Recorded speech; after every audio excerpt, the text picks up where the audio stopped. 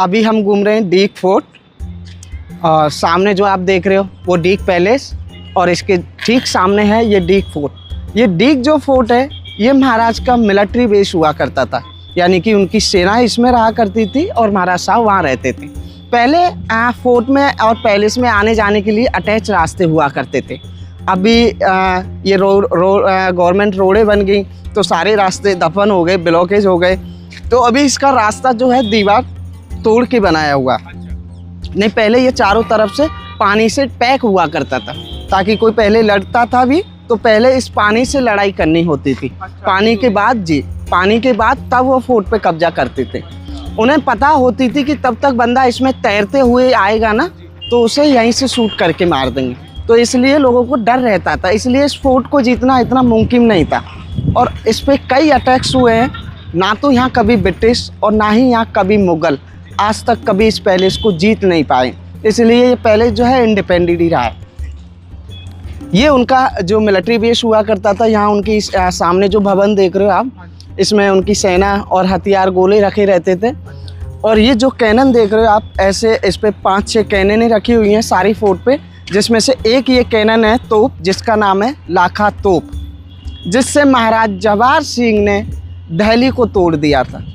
बताते हैं कि जब ये तोप चलाई गई थी, जिन माता बहनों के पेट में गर्भ थे 9 महीने की बजाय स्वतः इसकी धमक से 7 महीने में गर्भपात हो गए थे और काफ़ी लोग अंधे और बहरे हो गए थे। तो इसका यूज एक ही बार कर महाराज साहब ने इसको जो है यहाँ रख दिया गया। इसका फेस जो है आज भी दिल्ली की तरफ ही है। ये जो तोप है ये लोहे से बनी हुई है। ये उस ज़माने का लोहा हुआ करता था।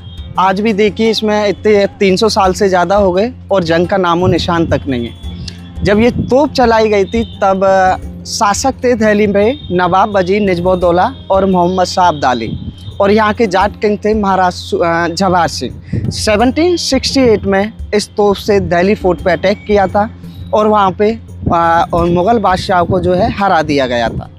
इसका यूज एक ही बार किया था और इसमें बत्ती जो है यहाँ से लगाया करते थे और गोला जो है वहाँ सामने फेस से डाल दिया करते थे और इसमें आग लगा के और साइडों में पानी में कूद जाया करते थे, जिससे कि सिपाही अंधे बहरे ना हो।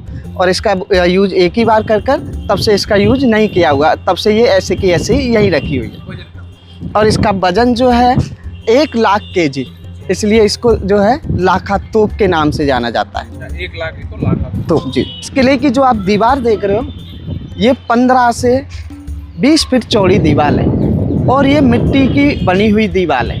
अभी और जो साइडों में आप देख रहे हो ये स्टोन लगा हुआ है और इनके चारों तरफ हॉल्स हो रखे हैं। ये जो हॉल्स हैं ये हॉल्स क्या काम करते थे, ताकि कोई सामने तोप से अटैक किया करते थे तो उनके जो गोले हैं इन हॉल्सों में जाके धस जाया करते थे, जिससे कि धमाके का किसी प्रकार का असर नहीं होता था।